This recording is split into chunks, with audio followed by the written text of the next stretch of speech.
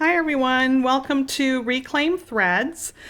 Today I'm going to demonstrate how to make a handmade, with a sewing machine, a handmade journal ribbon. If you know anyone that does journaling, or likes bookmarks, for example, you can also use this for a bookmark. You can do this project with scraps of material that you have. So I have provided a picture here of just a few of the journal ribbons that I have done recently. And then I just package them up. When I'm at craft fairs, I do give these away to people that come and buy things from our booth. And it's just, nice to be able to give something out for free. So that's what we're going to do today. And the first thing you'd need is a scrap of material. This was I believe it was 2 inches, and I've cut it down to about, it's probably about a little over an inch, maybe 1.25 inches.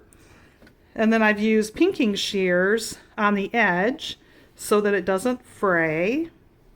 And then what we're going to do, and that's the reason I have the sewing machine here, we're going to go ahead and sew the little ripples in here. And these little ripples you're going to make just by folding the material up and over, and then you'll just sew straight down. So you don't need to press this. It doesn't have to be perfect. You'll be actually surprised when you're done how straight the edges are. And the nice thing about journaling is that, people use scraps and they use things that are not perfectly cut. That's gives it more of a vintage look. So we'll go ahead and sew this so you can see how it's done. And let's see, I'll move my machine a little closer here. So I'm just going to take it and fold it over, and then we'll sew down the center.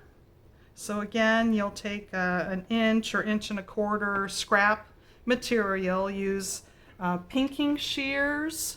These are pinking shears for the edges, and then we'll just sew down the center. You're going to fold as you go. So you fold a couple, you sew a little bit, you fold a couple more folds, sew a little bit, fold a couple more, and a little bit more. So each time I'm actually folding maybe twice the material, and then sewing, and then folding twice, and then sewing until you get all the way to the end. This piece of material I chose is 20 inches long, and depending on how long that you want your ribbon to be, you would, just make it longer or shorter.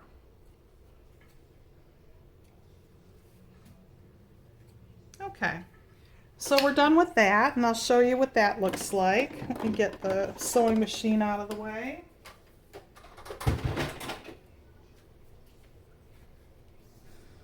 So you can see that our finished product, we started with 20 inches. And let's see what we ended up with. We ended up with 8. So from 20 inches to 8, folding it every 1/2 inch or so. Then when you're done with this, just take a button. It doesn't have to be anything that's fancy. This just happens to match, but I didn't plan that. I have a jar of buttons. Like most sewers, we do have lots of scraps and jars of buttons. It's kind of goes with the territory.